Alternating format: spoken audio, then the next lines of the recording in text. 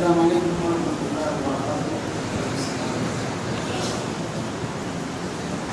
الحمد للہ رب العالمین والصلاة والسلام علی اشرف الانبیاء والمرسلین نبینا محمد وعلی آلہ وصحبہ اجمعین۔ اعوذ باللہ من الشیطان الرجیم، بسم اللہ الرحمن الرحیم۔ إياك نعبد وإياك نستعين، سبحانك لا علم لنا إلا ما علمتنا إنك أنت العليم الحكيم۔ رب اشرح لي صدري ويسر لي أمري واحلل عقدة من لساني يفقهوا قولي وارزقني علما۔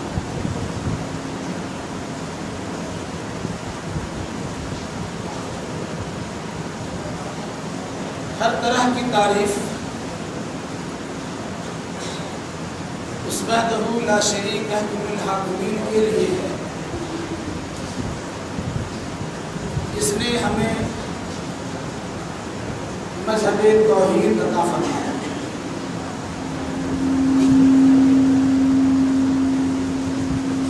اور درود و سلام نازل ہو جملہ انبیاء کرام علیہ السلام پر، خصوصاً احمد مصطفیٰ محمد مصطفیٰ صلی اللہ علیہ وسلم پر، جنہوں نے توحید کے حقائق ہمیں سکھلا اور بتلائے۔ اللہم صلی علی محمد وعلی آل محمد کما صلیت علی ابراہیم وعلی آل ابراہیم انک حمید مجید۔ اللہم بارک علی محمد وعلی آل محمد کما بارکت علی ابراہیم وعلی آل ابراہیم انک حمید مجید۔ بزرگوں، نوجوان ساتھیوں، پردہ نشین اور بہنوں، مختصر حمد و ثنا کے بعد قرآن مجید کی سب سے پہلی سورہ کی درمیانی آیت پڑھی گئی ہے۔ انشاءاللہ الرحمن اسی آیت مبارکہ کی روشنی میں کچھ باتیں آپ کے سامنے رکھی جائیں گی۔ اللہ ہمیں صحیح کہنے، صحیح سننے، صحیح سمجھنے اور صحیح باتوں پر عمل کرنے کی توفیق عنایت فرمائے۔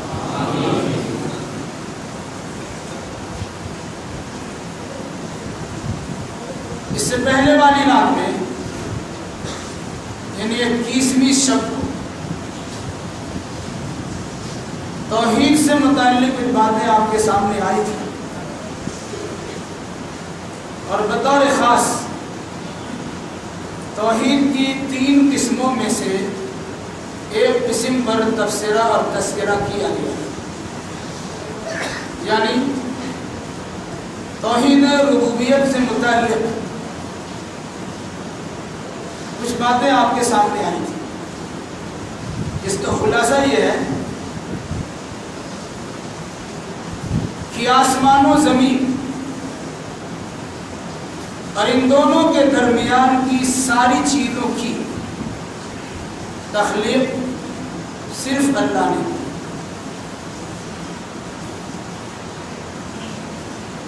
اس کی روزی رسانی اللہ ہی کرتا ہے، حیات و موت کا مالک صرف اللہ ہی ہے، عزت و ذلت صرف اللہ ہی دیتا ہے،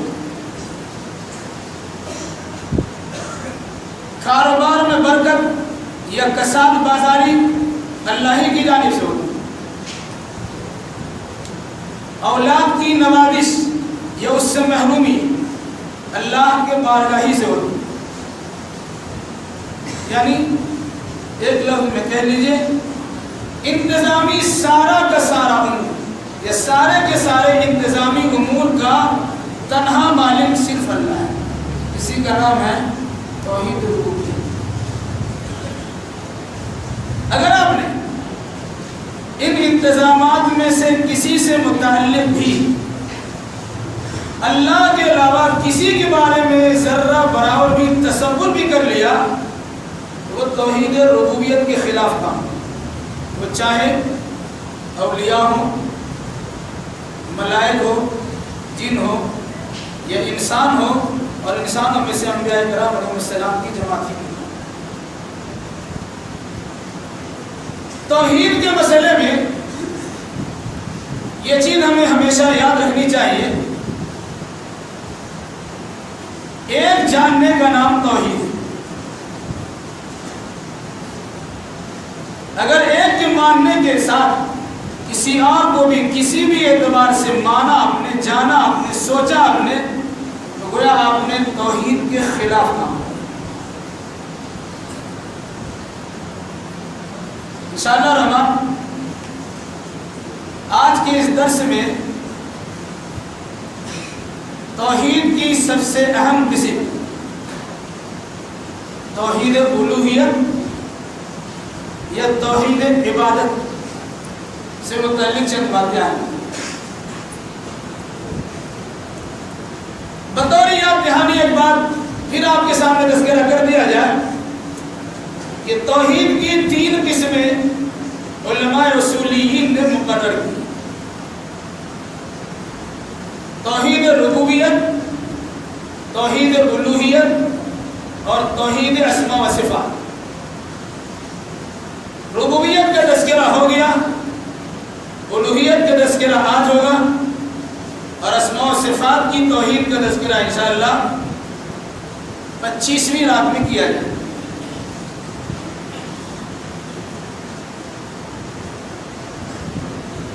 توحید الوہیت، الوہیت الہ سے بنا ہے یا الہ الوہیت سے بنا ہے۔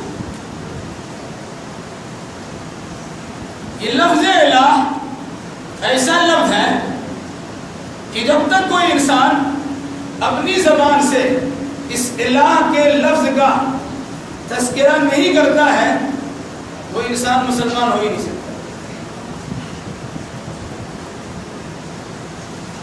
اور تذکرہ ہی نہیں بلکہ اللہ کے الہ ہونے کی جب تک شہادت و گواہی نہیں دیتا وہ انسان مسلمان نہیں ہو سکتا۔ یہی وجہ ہے کہ اگر ایک غیر مسلم مسلمانوں کی جماعت میں شامل ہونا چاہتا ہے تو دل و جان سے اس بات کی شہادت و گواہی دیتا ہے کہ اللہ کے سوا الہ کوئی نہیں۔ عربی میں آپ کہتے ہیں اشہد ان لا الہ الا اللہ، میں گواہی دیتا ہوں یا میں گواہی دیتی ہوں کہ اللہ کے سوا الہ کوئی نہیں۔ اسی لفظ الہ سے الوہیت ہے، یہ الوہیت کے مادے سے الہ ہے۔ معنی کیا ہوگا؟ ہر آدمی جب یہ کلمہ پڑھتا ہے اس کا سیدھا سادہ معنی یہ لیتا کہ اللہ کے سوا عبادت کے لائق کوئی نہیں، اللہ کے سوا الہ کوئی نہیں، عبادت کے لائق کوئی نہیں۔ عبادت ہے کیا چیز؟ الوہیت یا عبادت کو اللہ کے لیے مخصوص کرنے کا مفہوم کیا ہے؟ جب تک آپ عبادت کے مطلب کو نہ جانیں گے اس حقیقت تک آپ کی رسائی نہیں ہو سکتی ہے، اس حقیقت تک آپ پہنچ ہی نہیں سکتے۔ اس لیے عبادت کا معنی کیا آتا ہے التذلل والتخضع، اللہ کی بارگاہ میں عاجزی و انکساری کرنا۔ عاجزی و انکساری کی جتنی شکلیں ہو سکتی ہیں وہ ساری کی ساری اللہ کے لیے مخصوص کر دینا، اسی کا نام عبادت ہے۔ جو آپ کہیں گے کہ اللہ کے سوا عبادت کے لائق کوئی نہیں ہے، تو عبادت کی جتنی شکلیں ہو سکتی ہیں وہ ساری شکلیں اللہ کے لیے مخصوص ہو جائیں. اگر آپ اس میں سے کسی کو اللہ کی سوا کسی غیر کے ساتھ جوڑیں گے تو خصوصیت ختم ہو جائے گی، دوسروں کی شراکت اور شرکت ہو جائے گی. نتیجے کے طور پر آپ کی توحید میں بگاڑ پیدا ہو جائے گا اور آپ شرک کی خطرناکی کے گرفتار ہوں گے. تو لفظی الہ سے الوہیت ہے، توحید الوہیت یا توحید عبادت. اللہ کو اس کی عبادت میں ایک جاننا یہ توحید الوہیت ہے یا توحید عبادت. اس سے پہلے بات آ چکی ہے کہ کسی بھی چیز کو سمجھنے کے لیے اس کے مخالف سے پہچانی، چیز کو جانا ہے تو پہچانا ہے. کل بھی بات آئی تھی، یعنی گزشتہ سے پیوستہ رہا کہ توحید کے مفہوم کو پورے طور سے سمجھنے کے لیے شرک کے مفہوم کو بھی سمجھنا ضروری ہے.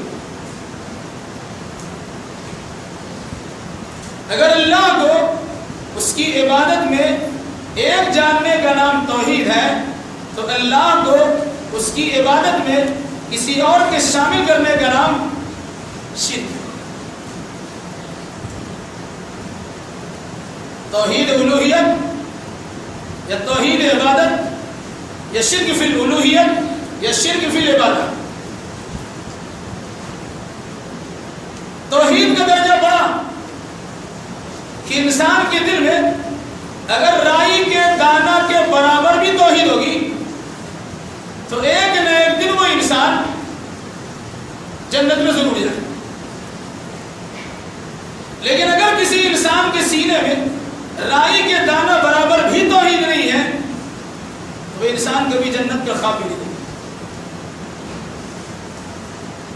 شرک کے نتیجے میں انسان جہنم میں اور توحید کے نتیجے میں انسان جنت میں. یہ اس کا انجام ہے اور اس کا بدلہ ہے.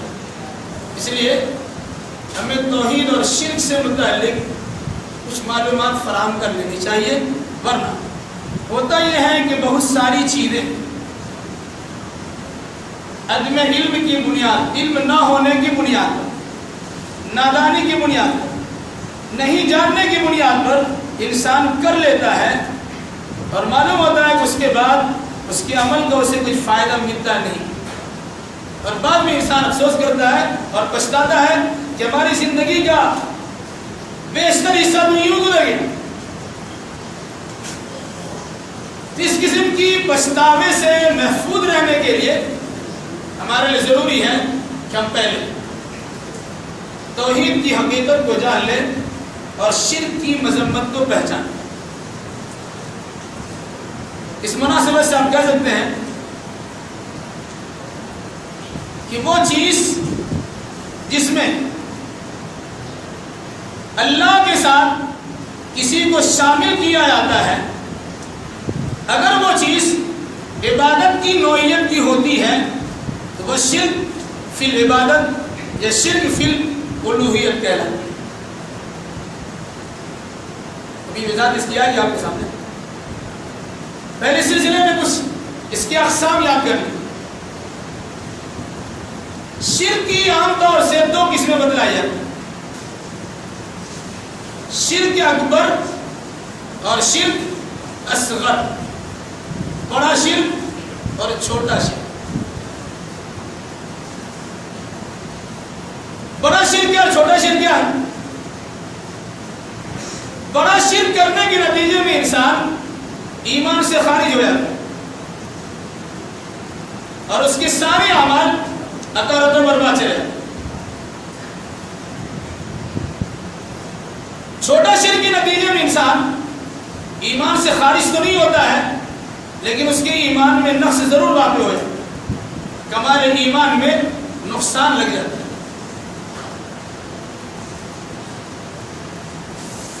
شرک اکبر، بڑا شرک، اللہ کی ذات میں، اللہ کی صفات میں اور اللہ کے اسماء و صفات میں اور اللہ کی عبادات میں اور اللہ کی ربوبیت کسی بھی اعتبار سے اس چیز کو فی نفسی قابل تاثیر سمجھتے ہوئے تسلیم کر لینے کا نام ہوتا ہے شرک اکبر۔ فی نفسی، فی ذاتی، کسی چیز کے اندر ایسی تاثیر پائی جائے جس سے کسی کو نقصان پہنچ جائے، جس سے کسی کو فائدہ پہنچ جائے، اگر آپ نے اللہ کے علاوہ کسی اور کے بارے میں سے تصور کر لیا وہ شرک اکبر ہے۔ عبادت سے پہلے بات آئی عاجزی انکساری جو اللہ کے لیے مخصوص ہے، اگر آپ نے اس طریقے کو کسی اور کے لیے تسلیم کر لیا تو آپ شرک اصغر کے، شرک اکبر کے مرتکب ہو جائیں گے۔ جیسے آپ نے کسی کے سامنے رکوع کرنے کی کوشش کی، کسی کے سامنے سجدہ کر لیا، یہ رکوع اور سجدہ نماز کا ایک اہم حصہ ہے۔ اگر آپ نے اللہ کے علاوہ کسی غیر کے لیے کیا ہے تو یہ شرک اکبر ہو، بڑا شرک۔ وہ چاہے آپ کسی مزار کے سامنے کریں، چاہے کسی دیوار کے سامنے کریں، چاہے کسی شجر کے سامنے کریں، چاہے کسی حجر کے سامنے کریں، چھوٹا بڑا شرک نہیں ہے، یہ شرک اکبر بہت بڑا شرک۔ وہ بڑا کے سامنے کھڑے کی، بڑا کے سامنے کیجئے یا کھڑا کے سامنے کیجئے، وہ شرک اکبر ہے اور بڑا شرک، اس کے نتیجے میں انسان کا ایمان سلب ہو جاتا ہے، اس کا عقیدہ برباد ہو جاتا ہے اور اس کے اعمال ختم ہو جاتے ہیں۔ اسی طرح سے کسی چیز کے ہونے یا نہ ہونے کا اعتقاد آپ نے رکھا کہ یہ کام فلاں ہی سے ہوگا، آپ نے سوچ لیا یہ کام کر ہی دے گا، اور فی نفسی آپ نے اس انسان کو یا اس چیز کو فی نفسی اس قدر پاورفل تصور کر لیا کہ اس کے کہنے سے، اس کے کرنے سے کام ہو ہی جائے گا، یہ بھی شرک ہے۔ آپ کی زندگی اللہ کے لیے مخصوص ہونی چاہیے، آپ نے اپنی زندگی کو کسی اور کے نام کر دیا، یہاں تک کہ اس کی خوشی کی خاطر یا اس کی ناراضگی سے بچنے کی خاطر آپ نے سب کچھ قربان کر دیا، یہ بھی شرک اکبر میں شامل ہے، اس سے کم درجہ اس میں نہیں۔ اگر آپ نے اپنی موت کو کسی اور کے لیے مخصوص کر دی، مرنا آپ کا اللہ کے لیے نہیں کسی اور کے لیے، یہ بھی شرک اکبر ہے۔ اس سلسلے میں اگر آپ جانیں گے تو ہلکا سے یہ جانیے، عبادت کے سارے مراسم، چھوٹی عبادت ہو یا بڑی عبادت، وہ سب کے سب اللہ کے لیے ہو، اگر آپ نے اس میں کسی اور کو شامل کر لیا یہ شرک ہے۔ پڑھیے قرآن مقدس کیا ہے، اللہ کے نبی صلی اللہ علیہ وسلم سے اللہ نے کہا کہیا قل ان صلاتی و نسکی و محیای و مماتی للہ رب العالمین لا شریک لہ و بذلک امرت وانا اول المسلمین۔ اے نبی فرما دیجئے میری نماز اور میری عبادت، قربانی ترجمہ کیا گیا لیکن نسک سے مراد اصل میں عبادت دی، میری نماز مخصوص کر دیا، بلکہ میری عبادت کے سارے مراسم، اور اسی پر بس نہیں ہے، میرا جینا اور میرا مرنا سب اللہ کے لیے، للہ رب العالمین، اللہ کے لیے ہے جو سارے جہان کا پالنا ہے۔ اس کے بعد کیا کہا؟ مجھے اسی بات کو حکم دیا گیا ہے کہ میں اس کے ساتھ کسی کو شریک نہ کروں اور اس کی بات ماننے میں، فرما برداری کرنے میں پہل کروں۔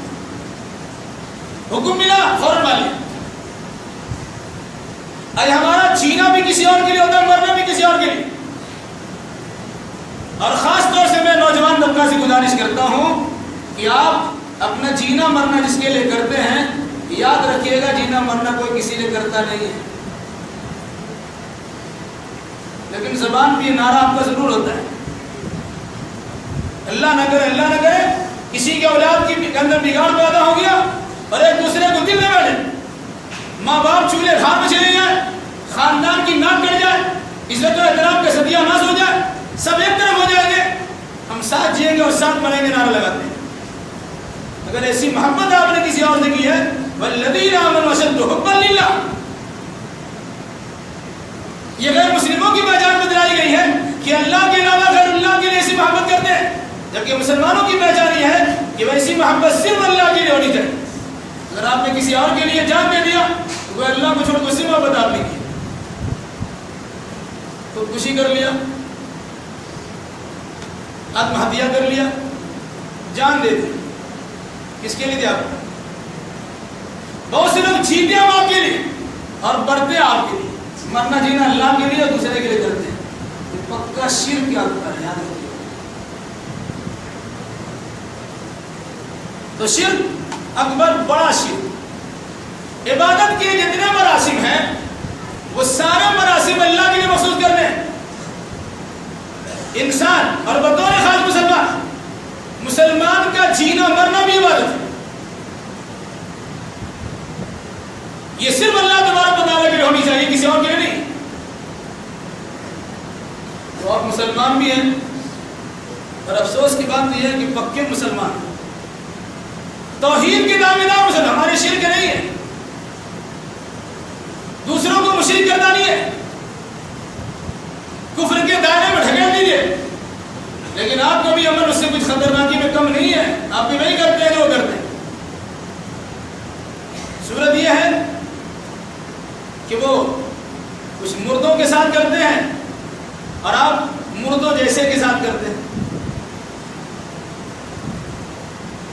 یہ ہے شرک اکبر۔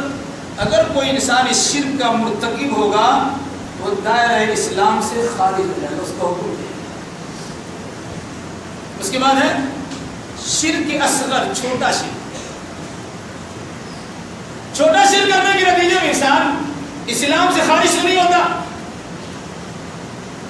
وہ مسلمان رہتا ہے لیکن اس کے ایمان میں نقص واقع ہوتا ہے، خرابیاں ہے۔ پھر اس شرک اصغر کی علماء نے دو تقسیم کی، دو قسمیں بتلائی، شرک جلی اور شرک خفی۔ کھلم کھلا شرک اور پوشیدہ شرک۔ کھلم کھلا شرک کی دو صورتیں ہوتی ہیں، انسان یا تو اپنی زبان سے کچھ اقرار کرتا ہے، یہ انسان کچھ ایسے اعمال کر لیتا ہے جو شرک اصغر میں شامل ہے۔ شرک اصغر تو اس حصے میں شامل ہے جسے شرک جلی کہا گیا، کھلم کھلا شرک۔ اس کی دو صورت، ایک صورت تو یہ ہے کہ انسان اپنی زبان سے کچھ کہے اور دوسری صورت یہ کہ انسان اپنے عہدہ و جوارے سے کچھ کر لے، جیسے اگر آپ نے اللہ کے علاوہ کسی غیر کی قسم کھائی، ایک روایت میں ہے غیر اللہ کی قسم کھانے والا انسان کفر کرتا ہے، اور دوسرے الفاظ میں ہے کہ غیر اللہ کی قسم کھانے والا شرک کرتا ہے۔ من حلف لغیر اللہ فقد اشرک، جس نے اللہ کے علاوہ کسی غیر کی قسم کھائی اس نے شرک کیا۔ تو آپ نے قسم کھائی یا آپ نے زبان سے اقرار کیا، گویا جس کی آپ قسم کھا رہے ہیں اس کو اس درجہ میں شامل کر دو، اس درجہ میں پہنچاتے ہیں کہ یہاں اللہ تبارک و تعالیٰ کا درجہ ہونا چاہیے، اس کو وہی پہنچاتے ہیں۔ اب تمہارے سر کی قسم اور پتہ نہیں کیا کیا لوگ قسم کھاتے ہیں، یاد رکھیے گا یہ بھی شرک ہے، اگرچہ شرک اصغر ہے لیکن شرک کسی بھی چھوٹا گناہ پر اصرار کے نتیجے میں چھوٹا گناہ چھوٹا نہیں رہتا، بڑا ہو جاتا۔ لا تحقرن صغیرۃ ان الجبال من الحصى، چھوٹا کو چھوٹا مت سمجھو، کیونکہ پہاڑ تو کنکریٹ سے بنتا ہے، وہ سنگریزوں کے اکٹھا ہونے کے علاوہ تو پہاڑ ہے۔ چھوٹا گناہ آہستہ آہستہ بڑھتا چلا جاتا ہے، یہاں تک کہ انسان کے گناہوں کو، انسان کا گناہ انسان کو اپنے دائرے میں لے آتا ہے۔ جو چھوٹی چیز سے انسان بڑی غلطی کی طرف مائل ہوتا چلا جاتا ہے۔ تو صغیرہ یعنی شرک اصغر کا ایک قسم ہے شرک جلی۔ اس شرک جلی کی ایک صورت یہ ہے کہ آدمی اپنے زبان سے کچھ کہے، معاشرے میں بہت عام ہے۔ دوسری چیز، اس پر انسان توجہ نہیں دیتا ہے، کہتا ہے یہ کام اگر آپ چاہیں تو ہو جائے، بہت آسان سی بات ہے، ارے آپ چاہیں گے تو ہو جائے گا۔ اگر آپ نے یہ سوچا کہ آپ چاہیں گے اور اللہ تبارک و تعالیٰ کی چاہت آپ کے ساتھ ہو جائے گی، ایسا آپ نے کہا ہے تب بھی شرک اصغر ہے۔ لیکن اگر آپ نے سوچا کہ آپ چاہیں گے تو ہو جائے گا اور فی نفسی اسی آدمی کے بارے میں تصور کیا اتنا پاورفل ہے کہ وہ کر ہی دے گا، یہ شرک اکبر ہے۔ سمجھ میں آیا؟ اگر کسی انسان کے بارے میں کہا اگر آپ چاہیں تو میرا کام یہ ہو جائے، اور یہ آپ نے سوچا ہے کہ اس کے تعلقات ہیں اللہ سے روابط ہے، دعا کریں گے اس کی دعا کی برکت سے ہو جائے گا، اور ہم نے سمجھا ایسا ہی ہے تو دعا کروائیے کہ الگ سی بات ہے۔ لیکن بغیر اس چیز کی آپ نے صرف مان لیا کہ اس انسان کے اندر یہ طاقت ہے کہ وہ کروا دے، یہ بھی شرک کا ایک درجہ ہے۔ لیکن اگر آپ نے فی نفسی اسی انسان کے اندر یہ طاقت مان لی کہ آپ چاہیں تو ہو جائے گا،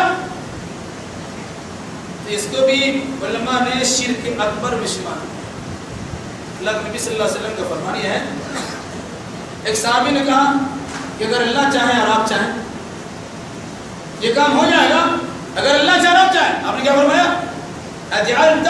اجعلتنی للہ ندا، کیا تم نے مجھ کو اللہ کا شریک بنا دیا؟ اندازہ لگائیے، پوری مخلوقات میں سب سے بڑا درجہ محمد رسول اللہ صلی اللہ علیہ وسلم کا ہے۔ جب ایک صحابی رسول عظمت رسول کا مد نظر رکھتے ہوئے اپنی زبان سے بھی یہ کہہ دیتے ہیں اگر اللہ چاہے اور آپ چاہیں تو یہ کام ہو جائے گا، تو اللہ کے نبی نے شرک کی جڑ کاٹتے ہوئے کہا کہ نہیں، ایسا مت کہو، ایسا اگر تم کہتے ہو تو کہو تم نے اللہ کو مجھے شریک بنا دیا۔ کہیں گے کیا؟ وہاں لفظ سلمہ بڑھا دیں، اگر اللہ چاہے اور پھر آپ چاہیں۔ اندازہ لگائیے، ایک معمولی سا فرق، آپ چاہیں، اللہ چاہے اور آپ چاہیں تو یہ کام ہو جائے گا، یہ شرکیہ جملہ ہے۔ اللہ چاہے اور پھر اس کے بعد آپ چاہیں، لفظ پھر بنا دیا تو یہ جملہ غلط نہیں ہے، جملہ صحیح ہے۔ وما تشاءون الا ان یشاء اللہ، آپ تو چاہتے ہی نہیں ہیں جب تک اللہ تبارک و تعالیٰ کی چاہت نہیں۔ کتنا معمولی سا فرق ہے شرک ہونے میں اور نہیں ہونے میں۔ گویا اگر کوئی انسان یہ فرق نہیں کرتا ہے تو شرک کر جاتا ہے۔ یہ ہو گیا زبان سے شرک کے جلی کا ایک حصہ، عمل۔ زبان کا عمل ہے، زبان سے آپ نے شرک کا جملہ کہہ دیا، اللہ کی قسم کھانے کے بجائے غیر اللہ کی قسم کھا لیا، وہ چاہے غیر اللہ میں کوئی بھی شامل ہے۔ اسی طریقے سے اللہ کے ساتھ کسی دوسرے کو بھی شریک کر لیا چاہت کے میں، یہ کہہ دیا اللہ چاہے اور آپ چاہیں، یہ بھی شرک ہے کہ اللہ کے نبی صلی اللہ علیہ وسلم نے اس کو شرک میں گنتی کرایا ہے۔ اللہ ہے کہ اس میں اب یہ کہہ دیا اللہ چاہے اور پھر آپ چاہیں۔ جملہ آپ سنیں گے، اللہ پیر کر کے ہم آج بچے ہیں۔ راستہ چل رہے تھے، ایکسیڈنٹ اتنا زبردست ہوا، اللہ پیر کر کے ہم بچے ہیں۔ زبان سے انسان بولتا ہے، یاد رکھیے شرک یہ جملہ ہے۔ یہ جملہ کے اعتبار سے شرک جلی کا وہ حصہ جس میں انسان کے اعضاء و جوارح کا دخل ہے، جیسے آپ نے کڑا لگا لیا، آپ نے تعویذ باندھی، آپ نے دھاگا لگا، آپ نے انگوٹھی پہنی، آپ نے اور بھی کچھ پہنا. عقیدہ اور نظریہ یہ رکھا کہ اس دھاگا کے نتیجے میں ہم بچ جائیں گے بیماری سے, اس کڑا کے پہننے کے نتیجے میں ہم بچ جائیں گے بیماری سے, اس تعویذ کے پہننے کے نتیجے میں بیماری سے محفوظ رہیں گے. اور اگر کسی کی طرف سے بیماری آ گئی ہے, نظر بد لگ گئی ہے, جادو ہو گیا ہے, ٹونا ٹوٹکا ہو گیا ہے, یا کسی قسم کی اور بھی چیزیں ہو گئی ہیں, تو ہم اس سے دھاگا, اس کڑا, اس تعویذ, اس گنڈا کے ذریعے سے ہم بچ جائیں گے. جو آپ نے کام کیا ہے یہ بھی شرک اصغر میں شامل ہے. شرک ہے جس سے آپ کا عقیدہ بگڑنے کا بہت زیادہ چانس ہے. اگر بار بار اس کی طرف جائیں گے تو شرک اصغر ہے, یعنی غلطی کی طرف یہ راستہ لے جانے والا ہے. اور اگر آپ نے تعویذ اور گنڈا کو, اس قسم کی چیزوں کو فی نفسی بذات خود اس کے اندر یہ تاثیر مان لیا کہ اس کے نتیجے میں ہم بیماری سے بچ جائیں گے, یہ بھی شرک اکبر. اگر آپ نے سوچا کہ ہم یہ تعویذ اس لیے لگاتے ہیں کہ اللہ تعالیٰ کے کلام ہے اور کلام الہی کی برکت سے اللہ ہم کو شفا دے دے گا, تب بھی شرک اصغر ہے.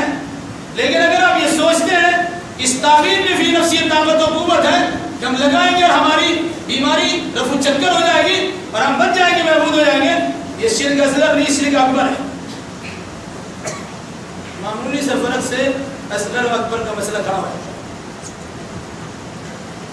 اس لیے شرک اصغر کے ان دونوں حصوں کو سمجھیں.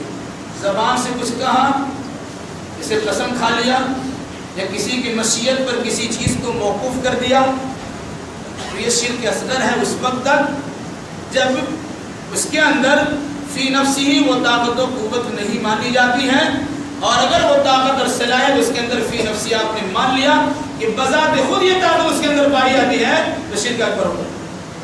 اسی طریقے سے دھاگا پہنا, حضرت اللہ دھاگا پہنتے, اسلام کا پسندیدہ کپڑا ہوتا ہے سادہ, اور آپ کسی مدار کے پاس سے آئیے تو بالکل تارکیشور بابا پہنا دھاگا لے لیجیے, اور انسان سمجھتا ہے جس سے ہم بچ جائیں گے. علاوہ اس کے دیکھیں کڑا پہنے ہوئے, کہتے ویسے پہنا, اس میں کوئی نیت بد نہیں ہے. وہ دھاگا میں اگر نیت نہیں ہے, کڑا پہننے میں کوئی نیت نہیں, ویسے پہن لیا تو چنگڑا بدماش قسم کی لوگوں کی پہچان ہے, تو اس میں آپ شامل ہو جائیں گے. اور من تشبہ بقوم فمنہ, اس نے کسی قوم کی مشابہت اختیار کی, اسی میں سے ہے, زیادہ بھیا بن جائیں گے آپ, اچھے تو نہیں رہے. اور اگر آپ نے اس میں عقیدہ شامل کیا ہے کہ اس کی برکت سے اللہ تعالیٰ ہم کو شفا دے دے گا, یہ شرک اصغر ہے. اور اگر یہ عقیدہ رکھا کہ اسی کے اندر شفا دینے کی طاقت ہے, تو شرک اکبر ہے. آ جائیں گے. مسئلہ تعویذ کا, لوگ تعویذ پہنتے ہیں اور کہتے ہیں کہ پرانی تعویذ کی گنجائش ہے. علماء کے اقوال میں سے کچھ قول اس طرف بھی ہے کہ پرانی تعویذ کی گنجائش ہے, لیکن یہ مرجوح قول ہے, راجح قول نہیں. کیوں؟ صدر لذرا, دروازہ کو بند کرنے کے لیے, شرک کا دروازہ بند کرنے کے لیے یہ ماننا ہی پڑے گا کہ چاہے پرانی تعویذ ہو, چاہے دعائے معصورہ کی طرح تعویذ ہو, وہ بھی شرک سے خالی نہیں ہے. کہ اللہ کے نبی صلی اللہ علیہ وسلم کا فرمان ہے, من علق تمیمہ فقد اشرک, جس نے تعویذ لڑکائی اس نے شرک کیا. تو آپ چاہے پرانی تعویذ لڑکائیے, چاہے غیر پرانی تعویذ لڑکائیے, تو معاملہ ایسا ہے, اگر اس تعویذ کو چاہے پرانی تعویذ کیوں نہ, کسی ملی صاحب نے آپ کو تعویذ لکھ دیا, زعفران سے لکھ دیا, اور ایسے ایسے ناہنجار قسم کے لوگ ہوتے ہیں کہ مرغی کے خون سے تعویذ لکھتا ہے, بکرا کے خون سے تعویذ لکھتا ہے, جسے اللہ تبارک و تعالیٰ نے حرام کہا ہے وہ حرام چیز سے تعویذ لکھتا ہے, اور وہ قرآن کی آیت کی طرح تعویذ لکھتا ہے, اور عقیدہ رکھتا ہے کہ اس کے نتیجے میں انسان شفایاب ہو جائے گا. اگر آپ نے ایسی پرانی تعویذ کے بارے میں عقیدہ رکھا کہ فی نفسی اس تعویذ کے اندر یہ طاقت و قوت ہے, یہ شرک اکبر ہے. اور اگر کہیں گے کہ اللہ ہی کا کلام ہم پہنتے ہیں, اللہ اس کی برکت سے ہم کو شفا دے دے گا, تب یہ شرک اصغر ہے. اس باریک بینی کو سمجھیے آپ, یہ ہے شرک اصغر کی بات. اور آج کل کا معاملہ سب تو ریڈی میڈ ہے, چھپوا لیا زعفرانی کلر میں اور کہہ دیا کہ زعفران سے لکھا ہے. تعویذ کی شکل ہوتی ہے، اس میں لال دھاگا لگائیے کہ گرین دھاگا لگائیے، اور اس کے بعد بہت ساری چیزیں ہوتی ہیں اور انسان سوچتا ہے کسی کے اندر سب کچھ ہے. اور آج کی ترقی یافتہ دور میں پورا الجبرا میں تعویذ لکھتے ہیں. قرآنی تعویذ کے نام پر الجبرا میں تعویذ ہے، 4 5 6 7 8 لکھ دیا، بولے تعویذ ہے. پورا قرآن کے یہ نقش بنا ہوا ہے اور نام میرا نقش سلیمانی. شیطانی کرو خود اور نام تو سلیمان کا علیہ السلام. تو یاد رکھیے گا اگر کوئی انسان تعویذ، قرآنی تعویذ بھی اس انداز سے لیتا ہے وہ بھی شرکی عمل ہے. اگر قرآنی تعویذ ہو یا کوئی اور تعویذ فی نفسی اس کے اندر طاقت و قوت تصور نہیں کرتے ہیں یہ شرک اصغر ہے، اور اگر فی نفسی اس کے اندر طاقت مانتے ہیں کسی کے اندر سب کچھ ہے یہ شرک اکبر ہو گیا. تو شرک اصغر کی پہلی قسم شرک جلی. شرک جلی کی 2 صورت، قول سے شرک اور عمل سے شرک. عمل میں شرک بھی شامل ہے.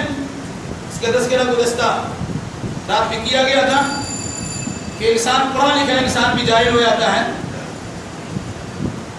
دماغ کسی کا گرم رہتا ہے، اسٹار گردش میں ہوتا ہے، کاروبار خراب ہوتا ہے، میاں بیوی کے تعلقات اچھے نہیں ہوتے، اولاد کی بے حربی کی شکایت ہوتی ہے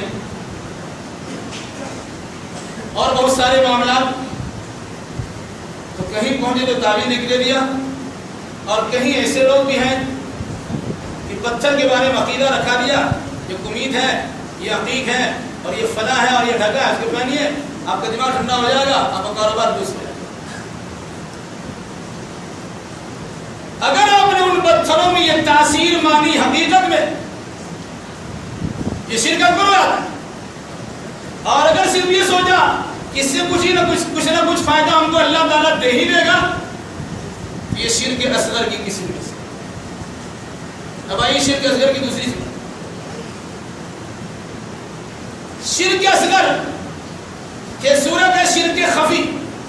اس سے پہلے ابھی شرک جلی، کھلم کھلا شرک. ایک شرک ہے شرک خفی، پوشیدہ شرک. پوشیدہ شرک سے اکثر و بیشتر لوگ محفوظ نہیں ہیں. اللہ ہم سبوں کو محفوظ رکھے. وہ کیا ہے پوشیدہ شرک؟ عبادت اللہ کے لیے آپ کیجیے، طریقہ محمد الرسول اللہ کا لیجیے، لیکن دل میں یہ ارادہ ہوگا کہ فلاں صاحب دیکھ لیں گے اس کی نگاہ میں میری آہ بھگت بڑھ جائے گی، یہ بڑا اچھا تبلیغ کرتا ہے، بڑی اچھی نماز پڑھاتا ہے. اگر یہ جذبہ آپ کے اندر آ، یہ ارادہ آپ کے عمل میں شامل ہو گیا، اس کو آپ ریا کہتے ہیں، دکھاؤ، نمائش. اگر ایسا آپ نے کر لیا تو یہ بھی شرک اصغر ہے، اور شرک اصغر کے شرک خفی میں شامل. پوشیدہ شرک کیوں؟ ایک انسان بڑا اچھا خاصا عبادت کر رہا ہے، آپ اس کے دل کا حال جانتے نہیں اور آپ کو جاننے کا حق بھی نہیں، تو میرے نے کی اجازت بھی نہیں. لیکن کون انسان کس جذبے اور کس ارادے سے کون سا عمل کرتا ہے وہ جانتا اور اس کا رب جانتا ہے. آپ نماز پڑھنا شروع کیے، دیکھا 2 4 آدمی آگے پیچھے ہیں، اب لمبا ڈال دیا، 2 منٹ جھٹ پر نماز پڑھتے تھے، لیکن 2 4 آدمی آگے پیچھے آ گئے، 5 منٹ میں نماز پڑھیے. ارادہ یہ ہوا کہ لوگ کہیں گے ذرا اچھا نماز پڑھتا ہے، دکھاوا ہو گیا. اور آج کل تو بہت مشہور چیز ہے، لوگ انسان کا حال یہ ہے کہ عبادت بھی کسی کو پانے ہی کے لیے کرتا ہے. عموماً ایسا ہوتا اگر کسی آدمی کا کسی سے الفت و محبت ہو جائے، بات نہیں مانی جاتی کہ تمہیں کہو تمہاری بات سنتے جاتا، ایک دوسرے کی بات سنتے بھی. اس انداز کے عمل آپ کریں گے تو یہ تو دکھاوا بھی شامل ہوا، کسی دوسرے کو خوش کرنے کے لیے آپ نے کیا ہے. اگر ارادہ یہ ہے کہ کوئی دیکھ لے یہ بھی شرک ہے، اور اگر کسی کو خوش کرنے کے لیے آپ نے کیا، چاہے وہ دیکھے نہ دیکھے، کسی بات سے اس کو معلوم ہو جائے گا کہ آپ نے عمل کیا ہے. یہ مقصد ہے کہ آپ کا عمل اس کو پتہ چل جائے، وہ چاہے دیکھے یا نہ دیکھے، اس کی رضامندی کے لیے آپ نے عمل کیا ہے. یہ بھی شرک ہے، اگر یہ شرک اصغری کی ہو مگر شرک ہے. یہ ہے شرک کے اقسام اور یہ شرک. اب آئیے، وَمَن يُشْرِكْ بِاللَّهِ فَقَدْ حَرَّمَ اللَّهُ عَلَيْهِ الْجَنَّةَ وَمَأْوَاهُ النَّارُ وَمَا لِلظَّالِمِينَ مِنْ أَنصَارٍ۔ جو انسان شرک کرتا ہے اللہ نے اس پر جنت کو حرام کر دیا اور جہنم اس کا ٹھکانہ ہے، اور ایسے جہنمیوں کو جو شرک کی بنیاد میں جہنم میں ڈالا گیا ہے اس کو چھٹکارا دلانے والا کوئی اور مددگار نہیں۔ یہ در حقیقت شرک اکبر کے بارے میں۔ شرک اصغر انسان کرتا ہے، شرک اصغر کی معافی کی صورت نکل سکتی ہے اگر شرک جلی کی وہ صورت نہ ہو جس میں انسان فی نفسی ہی کسی کے اندر تاثیر سمجھتا ہے۔ اگر یہ صورت نہیں ہے تو اس کی معافی کی گنجائش ہے۔ آپ نے غیر اللہ کی قسم کھا لی ہے، شرک ہے، معافی کی گنجائش نکل سکتی ہے۔ لیکن اگر آپ نے غیر اللہ کی قسم کھانے کے علاوہ آپ نے کسی کو فی نفسی یہ سمجھ لیا کہ اس کی چاہت پر یہ چیز موقوف ہے، اگر وہ چاہیں گے تو ہماری نوکری ڈر۔ منسٹروں کے بارے میں عقیدہ رکھا ہے تھا اور لوگ اس کے پیچھے تم چھلے کی طرح دوڑتے پھرتے رہتے ہیں اور سمجھتے سب کچھ اسی کے پاس میں، تو اللہ کہا گیا۔ اگر اس قسم کا عقیدہ نظریہ رکھا آپ نے تو یاد رکھیے گا یہ سب شرک کے اقسام میں آئیں گے، اور شرک کرنے والا انسان در حقیقت اپنے آپ کو توحید کی نعمت سے محروم کر لیتا ہے، اور جو انسان نعمت توحید سے محروم رہا وہ انسان جنت سے محروم ہے۔ معمولی چیز ہے، اس پر توجہ نہیں دینے کے نتیجے میں شرک کا حکم لگ جاتا ہے، اور ہم ہیں کہ اس سے غفلت برتے ہوئے ہیں، اور نتیجے کے طور پر ہم تو سب ٹھوک رہے ہیں، لمبی عبادت بھی کرتے ہیں، صدقہ و خیرات بھی کرتے ہیں، قیام اللیل بھی کرتے ہیں، فرائض کی ادائیگی بھی کرتے ہیں، رمضان کے روزے بھی رکھتے ہیں، دعا و مناجات بھی کرتے ہیں، دیگر اقسام بندگی بھی اللہ کے لیے بجا لاتے ہیں، لیکن ہمارے اعمال شرک پر مشتمل ہونے کے نتیجے میں سب اکارت و برباد چلے آئیں گے۔ کل میدان محشر اس کی شکل یہ ہوگی کہ انبار لگا ہوا ہوگا راکھ کا، اور ہوا کے جھونکے جس طرح راکھ کو اڑا کے پھینک دیتے ہیں، ادھر سے ادھر کر دیتے ہیں، اسی انداز سے شرک کو کفر کے جھونکے آپ کے اچھے اعمال کو تباہ برباد کریں۔ اس لیے اگر آپ چاہتے ہیں کہ آپ کا عمل اللہ کی بارگاہ میں مقبول ہو اور نتیجے کے طور پر جنت میں آپ کا دخول ہو، تو ضروری یہ ہے کہ آپ اپنے عقیدے کی درستگی کا خیال رکھیے اور شرک کے تمام اقسام سے اپنے آپ کو بچا کریں، جس کا آپ اللہ کی بارگاہ میں وعدہ کرتے ہیں۔ افسوس کی بات ہے کہ انسان کسی سے وعدہ کرتا ہے، نبھانے کی شکل یہ ہے کہ اپنی جان بھی دے دیتا ہے، لیکن انسان بار بار اللہ تبارک و تعالیٰ سے وعدہ کرتا ہے اور نبھانے کے لیے کوئی کوشش بھی نہیں کرتا۔ ہر نماز کی ہر رکعت میں ہر نمازی اللہ تبارک و تعالیٰ کی بارگاہ میں نذرانہ پیش کرتے ہوئے، تعریف کی کلمہ کہتے ہوئے، حمد و ثنا بیان کرتے ہوئے، تمجید و بزرگی بیان کرتے ہوئے کہتا ہے ایاک نعبد و ایاک نستعین، اے اللہ ہم تیری ہی عبادت کرتے ہیں اور تجھ سے ہی مدد مانگتے ہیں۔ آج ہمارا حال کیا ہے؟ عبادت بھی اللہ کے علاوہ غیر کی کرتے ہیں اور مدد بھی اللہ کے علاوہ غیر سے مانگتے ہیں۔ وعدہ اللہ تبارک و تعالیٰ سے کہ عبادت تیری ہی کرتے ہیں، اور وعدہ خلافی کی شکل یہ ہے کہ ابھی مسجد میں تو کسی طرح سے کہہ دیا، نکلا نہیں کہ وعدہ خلافی شروع ہو۔ آپ نے اللہ سے وعدہ کیا کچھ اور کیا کچھ۔ اگر یہ وعدہ کی خلاف ورزی آپ کریں گے، ایاک نعبد و ایاک نستعین جیسے اس حکم پر آپ کا عمل نہیں ہوگا، تو ہمارے آپ کے اعمال کا اللہ کیا اعتبار؟ اس لیے آپ جب کہتے ہیں تو دل کی گہرائی سے کہیے ایاک نعبد و ایاک نستعین۔ عبادت آپ کی اللہ کے لیے ہے، یہ دیکھنا پڑے گا کہ وہ عبادت ہے بھی کہ نہیں، ورنہ ہر چیز کو انسان عبادت سمجھ لیتا ہے۔ اگر وہ چیز عبادت ہے تو یہ دیکھنا پڑے گا وہ عبادت صرف اللہ کے لیے مخصوص ہے کہ نہیں ہے۔ آپ کی ساری عبادت، چاہے قولی عبادت ہو، چاہے بدنی عبادت ہو، چاہے مالی عبادت ہو، یہ ساری کی ساری عبادت اللہ کے لیے مخصوص ہے کہ اس کا وعدہ بھی کرتے ہیں۔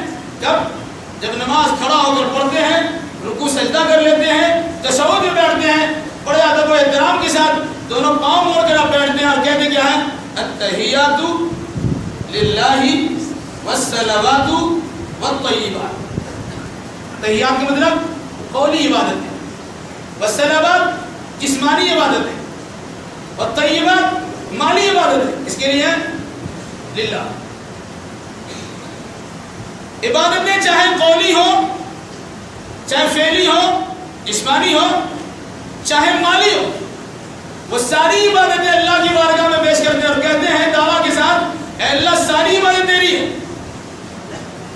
مگر جب مسجد سے ہم نکلتے ہیں تو مسجد کے دروازہ سے قدم باہر نہیں نکلتا ہے کہ ہم اس کے بارے میں اپنے عمل سے یہ ثابت کر دیتے ہیں کہ ہماری قولی عبادت ہو، یہ جسمانی عبادت ہو، یہ مالی عبادت ہو، سب غیر کے لیے۔ کیسے نکلے؟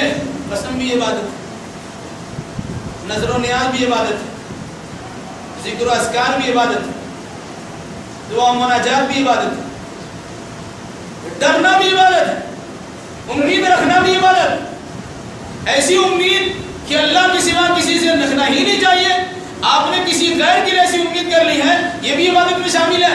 آپ کا عقیدہ خراب ہوا، سارے اعمال آپ کے برباد ہو جائیں۔ ڈرنا اللہ ہی کے لیے چاہیے، یا یفرحون، اللہ ہی سے ڈرو، یا مجھ سے ہی ڈرا کرو۔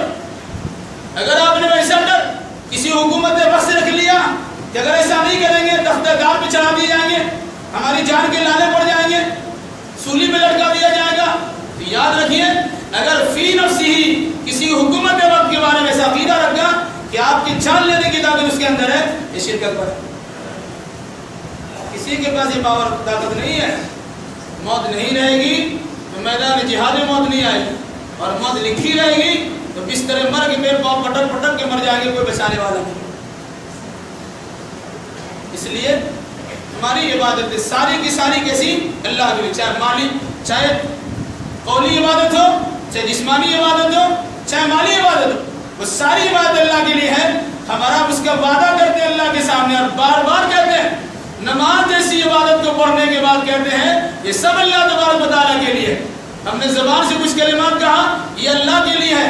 اٹھنا بیٹھنا ہوتا ہے، آدھا و جوارح ہم جھکاتے ہیں، یہ اللہ کے لیے ہوتا ہے۔ مسجد سے باہر نکلیں گے، کسی غریب کا لین دین کریں گے، ان کے مسائل پریشانی کو حل کرائیں گے، کچھ لے دیں گے اور ان پر صدقات و خیرات کریں گے۔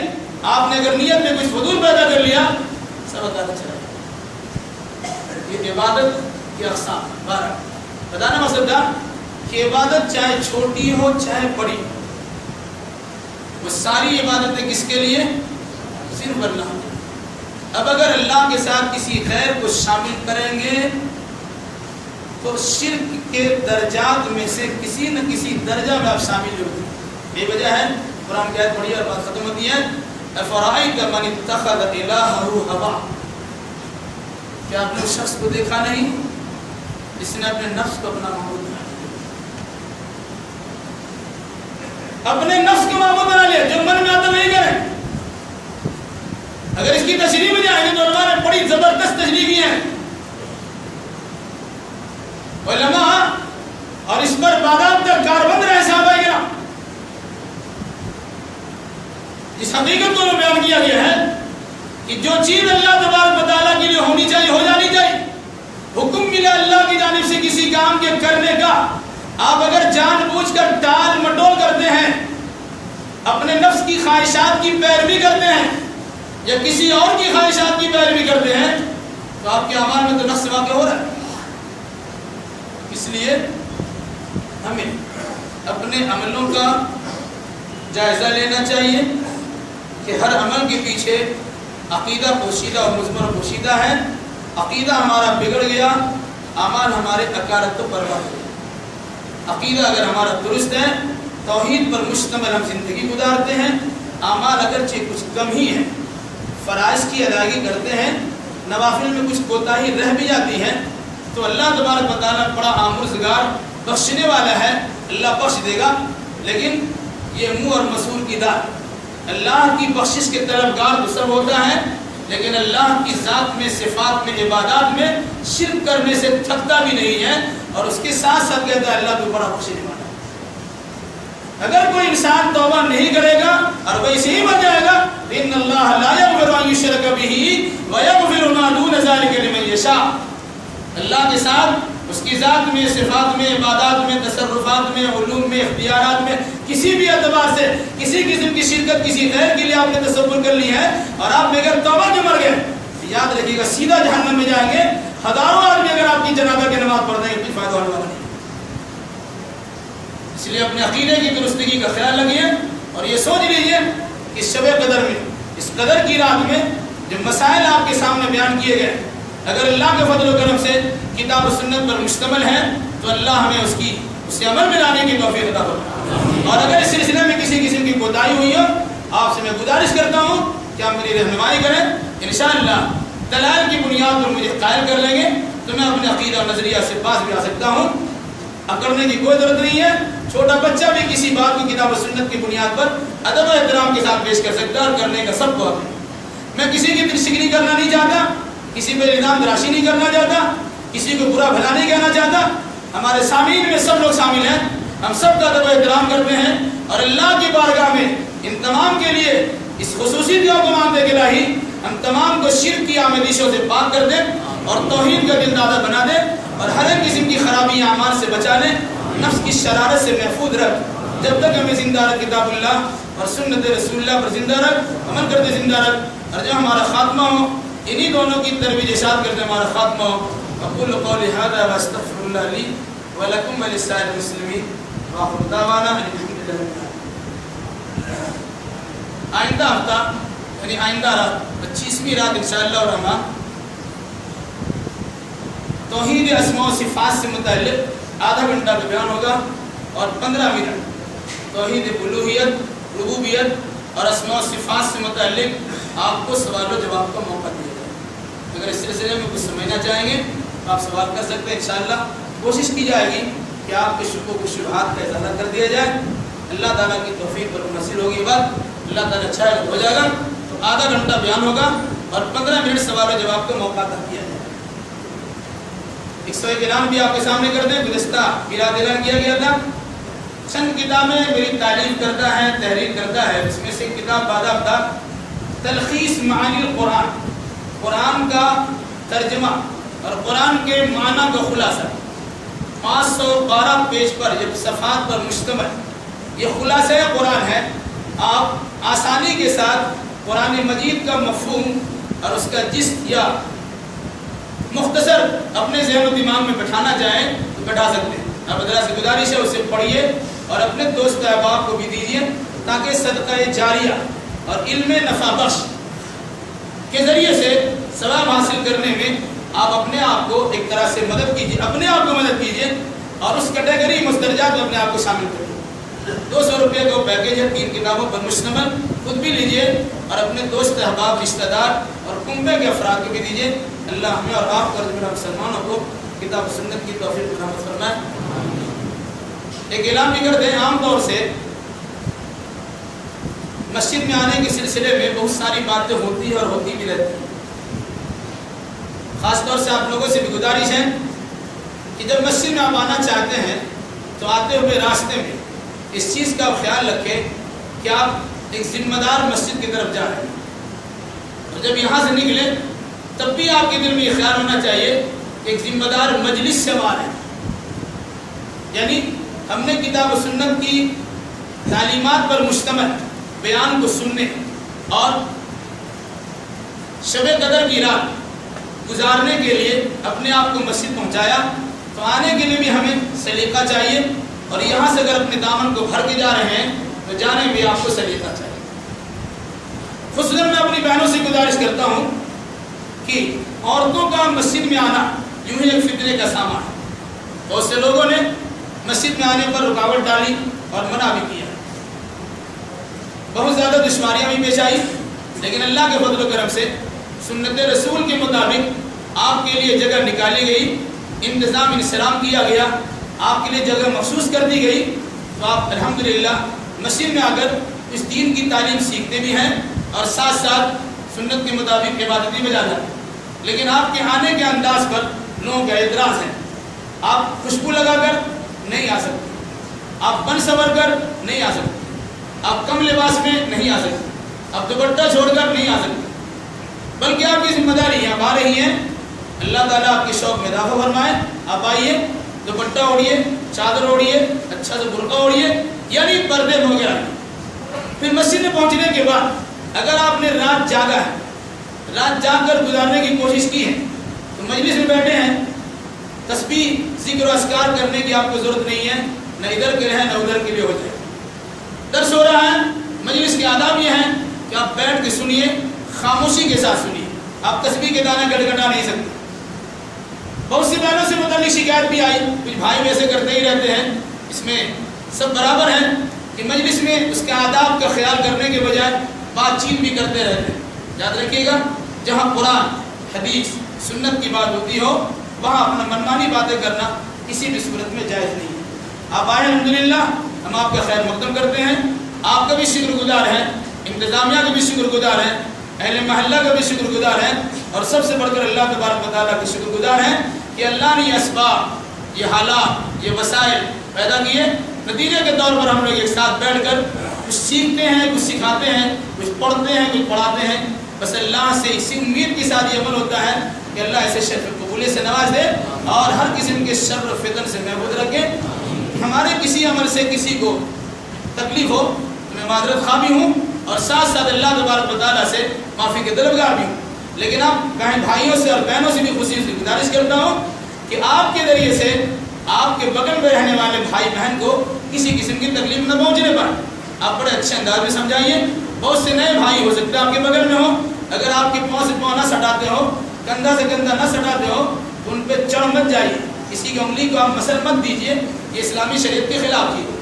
آپ انہیں سمجھائیے کہ اسلامی اصول کے مطابق کندھا سے کندھا ملنا چاہیے اور پاؤں سے پاؤں ملنا چاہیے، اور خواہ مخواہ سنت کی ادائیگی کرنے کے لیے کسی کا دل توڑنے کی کوشش نہ کیجیے۔ ہاں، اسے سمجھائیے، اسے بتائیے، اسے راستہ دکھائیے، اسے کتاب و سنت کی طرف لانے کی کوشش کیجیے، اللہ اس کے بہتر اجر و ثواب عطا فرمائے گا۔ اللہ ہمیں اور آپ کو جملہ مسلمانوں کتاب و سنت کی روشنی میں زندگی گزارنے کی توفیق فرمائے گا۔ چلیے صفحے لگا لیجیے۔